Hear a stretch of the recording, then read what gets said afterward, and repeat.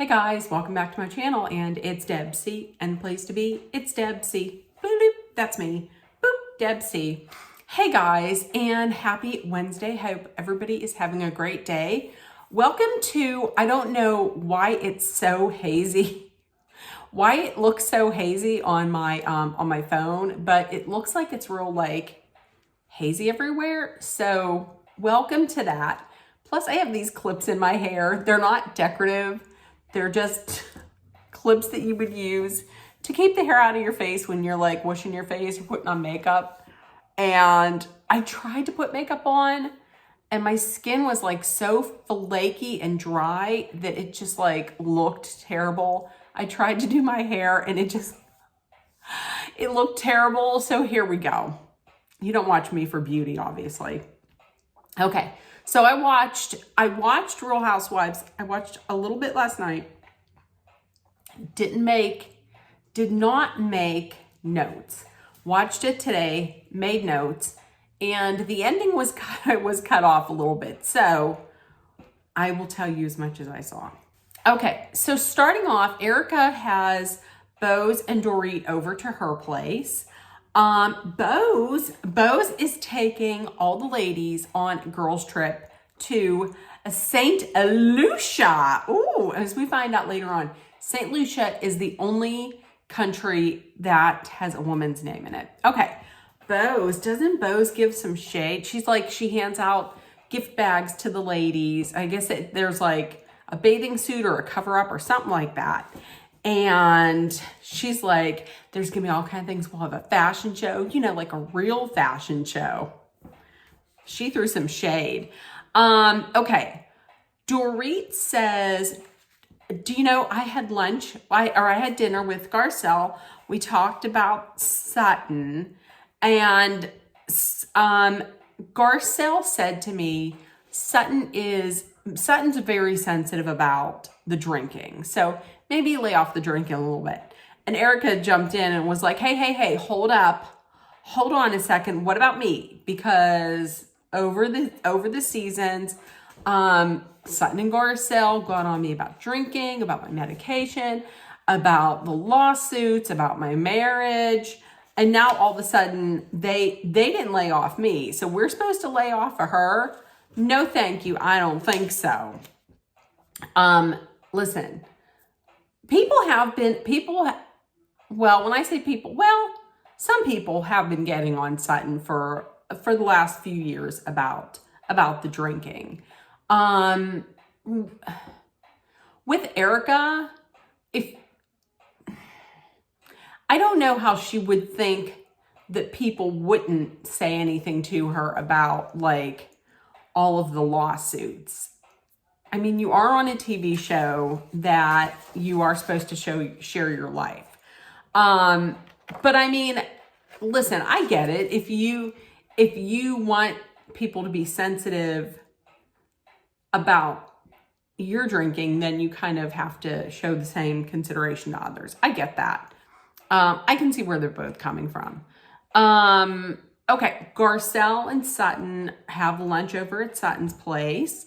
And immediately she's like, did you talk to Dorit last night? And, at the fashion show. And Sutton was like, I saw her, but let's just put that on ice. Listen, I completely agree. I don't think they should try and make these two get along. They're obviously never going to be friends. So it's never going to happen. Let them just try to be civil. And if they can't, then just, at this point, don't try and push them together. Garcelle told her that she did have dinner with Dorit, and asked, what's your problem with Sutton? And talk got around to the, about the drinking. And Garcelle said that Dorit said, well, she jokes about it herself, which Sutton was like, but I don't. She really doesn't joke about it. I mean, she does have a drink, but everybody in that group except for Kyle has a drink. So they didn't really shed that much information on that. Then talk got around to Kyle and Dorit. Like they both had noticed that Kyle and Dorit were back to like, joking around, and they seemed to be right back in the swing of things, like being friendly again. And I agree with Garcelle. Garcelle said that it really helps. It helps Sutton's friendship with Kyle if Kyle and Dorit are on the outs with each other, because this way Kyle's more open to a friendship with Sutton, and more open to just accepting things from Sutton and sticking up for Sutton maybe. And she thinks that if Dorit's not in the way, then she can get in closer with Kyle. And then Garcelle mentions that I don't understand why it's okay to talk about Mauricio when we can't talk about Morgan, which is crazy because you would think it would be the other way around. You would think that she would want to defend her husband of so many years, the father of her children, and not be as protective of Morgan. It's interesting. That's kind of curious to me. And Garcelle was probably expecting Sutton to be like, continue on the conversation.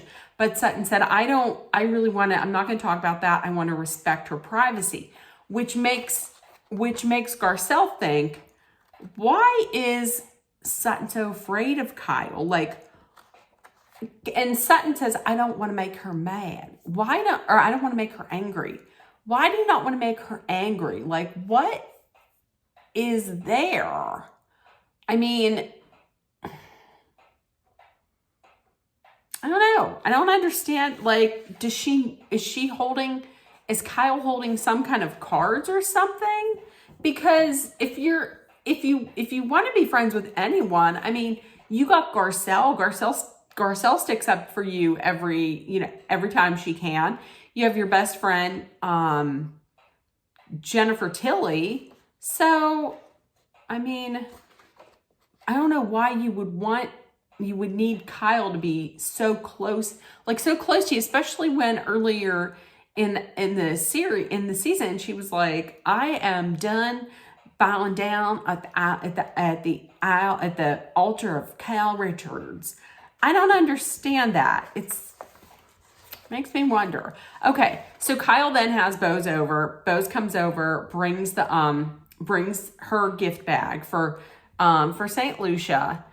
I found it interesting that after the picture of Mo and this girl came out, Bose immediately sent a text message over, and she was like, I was ready to fight someone if you needed me to. So it looks like they're moving forward a little bit. Mo was the first one to say, hey, I'll move out. Because Kyle was like, I would be okay with both of us staying in the same house, and you just take this area and I'll take this area. But it was Mo that said that he was going to move out first. And listen, Bose can sympathize and empathize and understand where she's coming from, because before her husband had passed, they were separated for a little while before he got sick. One day she went over to the house to pick up their daughter, and a woman was there. And then after he got sick, she went into the hospital, and the woman was there and was giving him gentle kisses, and was embracing him. And she went nuts. She was like, you better get this BITC urge out of here. And so she can understand. You see someone who you've spent so much time with and you've built a life with, and then you see them with someone else. I understand. I I can understand how that feels. I mean, it's never happened to me, but I would imagine, yeah, I would imagine you could get a little angry. So Bose can sympathize with her on that. And listen, the thing that got me was Kyle said that Mo would never want to hurt her or the girls, but it clearly does. So listen, I'm going to talk about this later, but my whole thing is, if you don't want to hurt them and you want to go out and you want to date, then why don't you just file the papers? Why don't you just ask for a divorce? That's all I'm saying. Okay, speaking of couples, PK and Dorit meet for dinner. And listen, he come in, he kissed her on the cheek. You know, she's like, I wasn't expecting that. So she's like, I see you've been putting in the work. He's like, I see you've been putting in the work. She's like, I have. And my eyes are wide open. He's like, what does that mean? Wide open to what? She's like, to changes. I've seen to the changes in you. Now listen, he had a problem with her control issues. He's mad. He is mad because, now follow me on this. Oh, he is mad because she told him she made the decision as to where he was going to live. Okay, now listen. You have a single man. You have you have one man, okay? You have one man, and then you have a woman and 2 kids. Who do you think should be living in a small apartment? Should it be the woman and 2 children? Here's the thing. He doesn't like that she's living in this house while he is in this small apartment. I think he doesn't like the optics of it.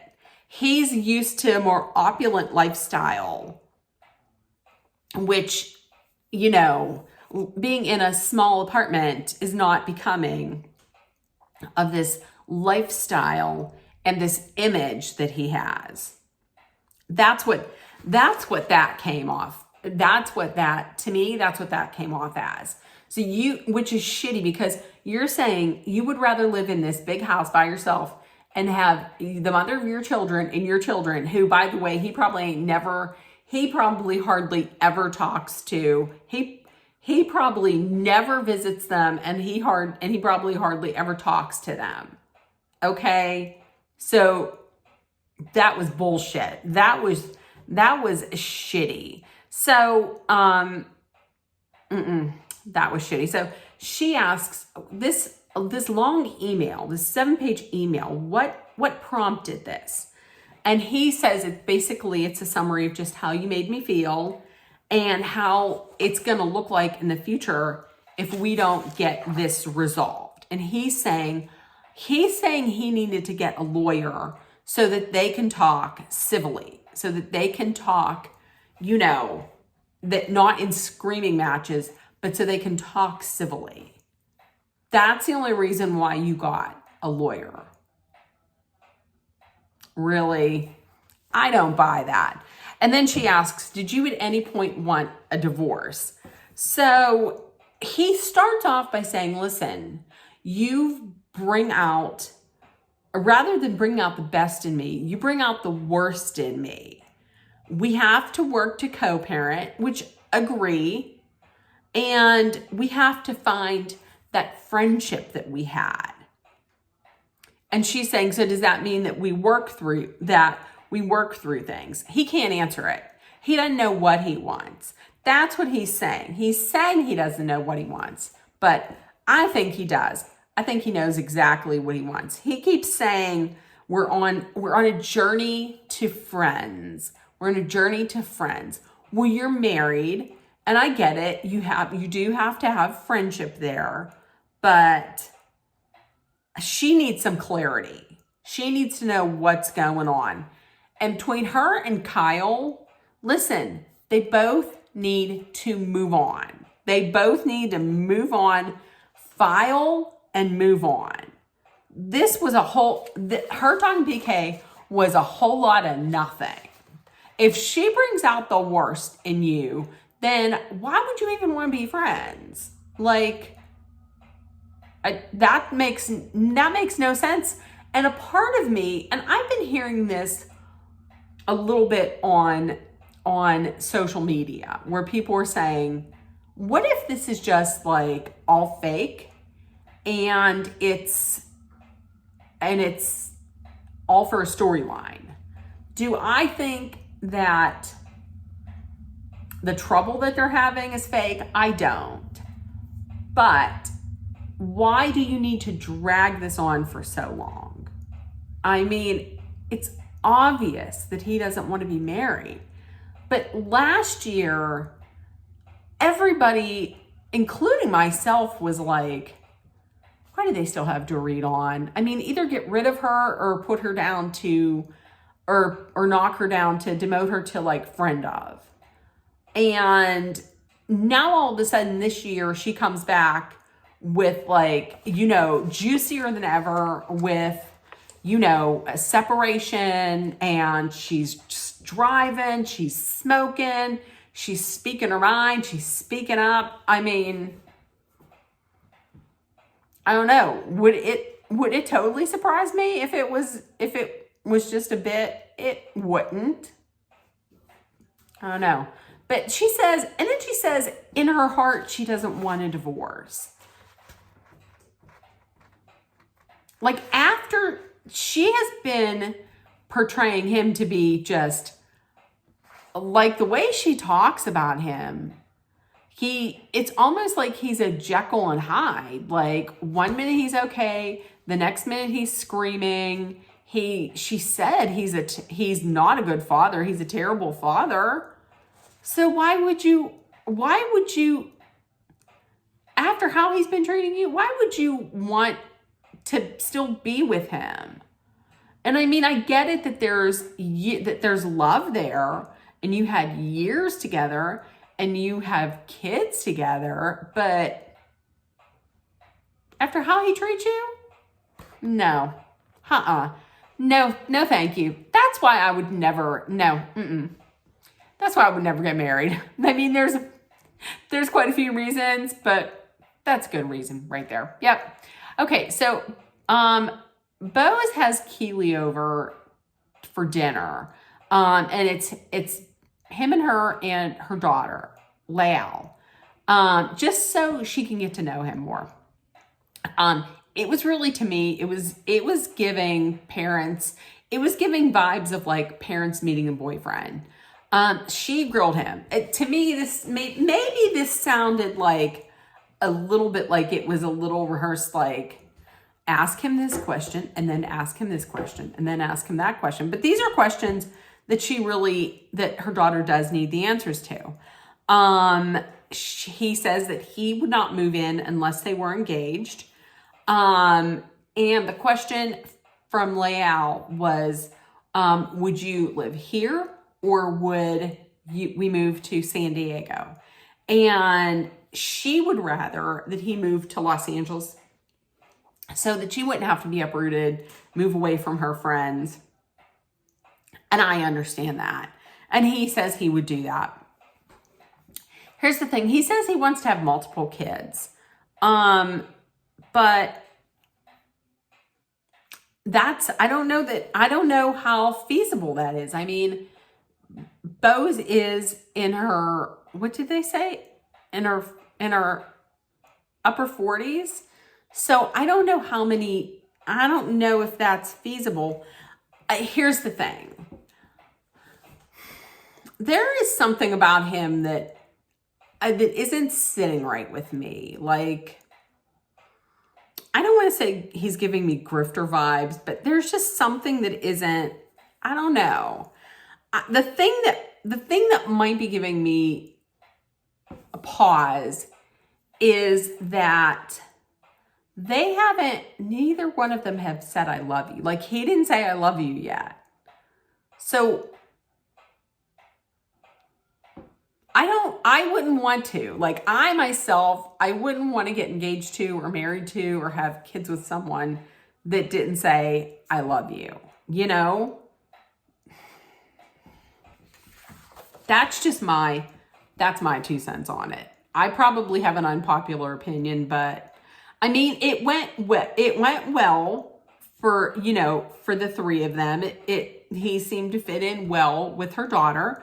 Okay. So Mo comes over. Now, this is what we were looking for. Mo comes over to the house. Mauricio comes over to the house to have a talk with Kyle. And she asks, well, how was your trip? And he's like, it was great. I only went out partying like 5 times, which Kyle and everybody else finds hard to believe. He said, no, there wasn't a lot of partying. Instead, it was a lot of meditating, and there was a lot of like meditations and all this, you know, maybe Reiki and just a lot of quality time exploring himself, you know, like getting in tune with his inner dude. No, I don't know. Listen, I don't know that I believe that, because PK was joining him on one of the trips, and they also were trying to get like Faye Resnick's husband to go. So I don't know that necessarily, to me, him and PK together don't scream meditation and like Zen Buddha times, you know? Nobody is mentioning what they want to mention. He says he was alone on the trip, and it's the first time he took a trip without them, and he wanted to take this trip so he could like see what it was like to do things on his own. Everybody's dancing around it. Nobody wants to bring it up. So Mauricio brings it up. And he says, you know, about Mykonos and that picture. I would never want to do anything on purpose to hurt you or to hurt the kids. So here's the thing. And she was like, I know you wouldn't, but who's to say this wasn't set up by the other person? Listen, if you don't want to hurt anyone, then here's what you need to do. You need to file then for a divorce, because I get it that they're separated, but they're still married, and they were together for so long. They have kids, they built this life, and it's almost like you're just rubbing the other person's face in it, which you can say this. Kyle did the same thing last season, whenever she was in that music video with Morgan, or there were all those pictures, you know, of her and Morgan. So, I mean, they both did it. One of them just needs to, you know what, file Mauricio, and then you can go out, you can kiss whoever you want to kiss. Kyle says, listen, we're separated. We're allowed to see who we want to see if we want to. But you can tell it hurts her, because once again, I mean, this is the husband, this is the father of her children. This is the guy that she thought she was going to be with till the very end. This was the love of her life. And seeing him out there with a replacement, and a younger replacement at that, is just heartbreaking for her. But she knows that this is proof that he's moved on.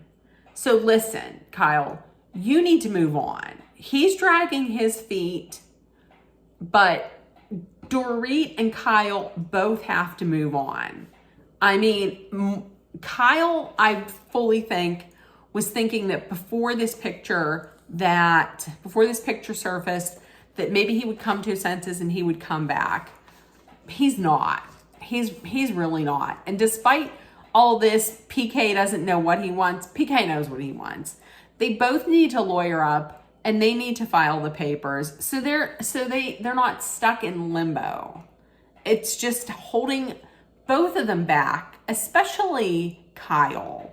I mean, these problems have been going on for, I think, a little bit longer with Kyle than with Dorit, but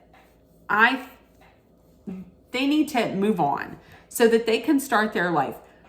Both Mauricio and PK have been out there living a single life. They need to do that. Okay, so on the way to St. Lucia. So 3 of the ladies are in Miami. Bose,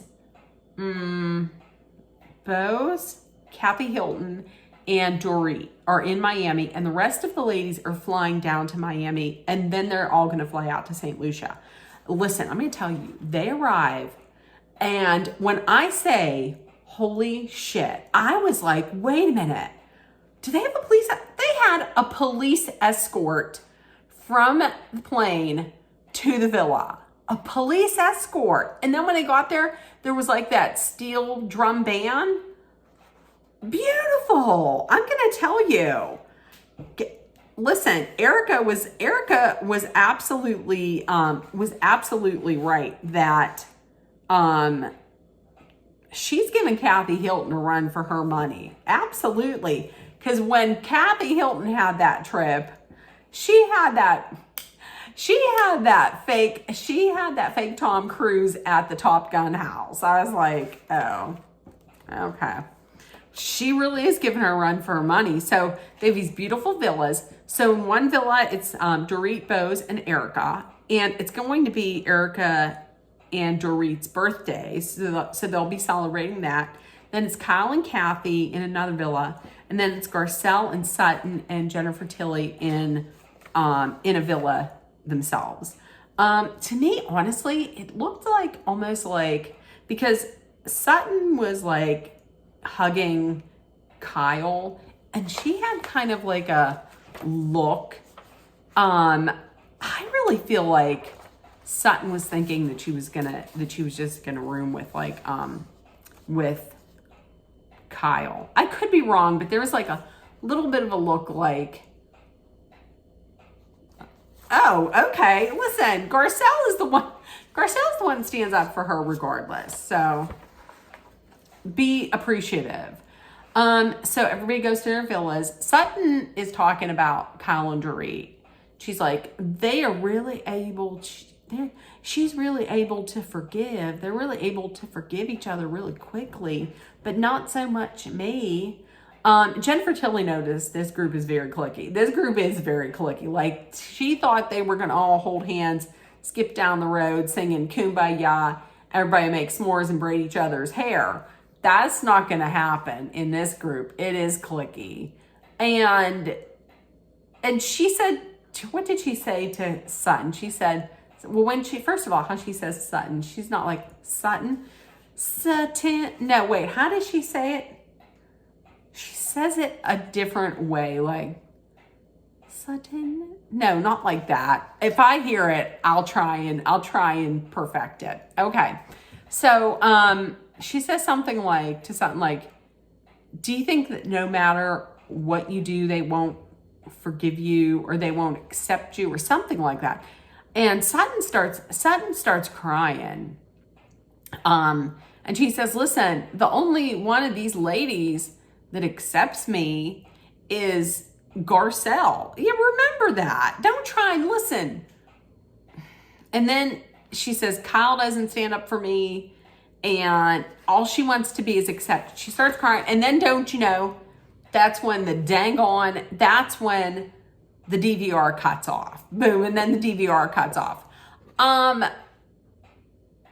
See, she wants to be accepted by the ladies, but if you want to be accepted by the ladies, then why do you say stuff like, my wallet's bigger than yours? I mean, listen, whenever she said that, I know I was in the minority of people who was like, well, listen, you kind of had it coming, Dorit, because you've been taking low blows at her sobriety and her drinking. So, I mean, hey,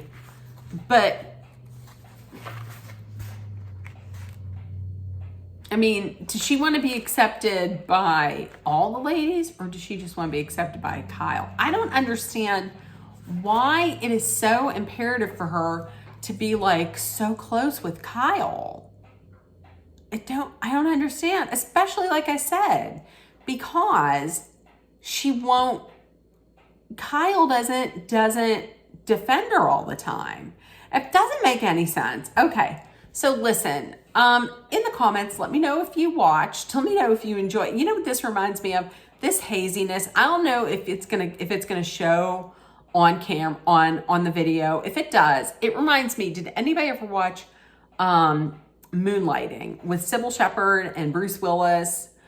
And anytime it was on any of the other characters, it was just clear as day. But then when they would put the camera on a Sybil Shepherd, it would be like all moonlit, like it was like hazy, not hazy, but it was all like moonlit, like, oh, and everybody else was like, her, and she was like, oh, like celestial. I was like, oh, well, this isn't making me look celestial.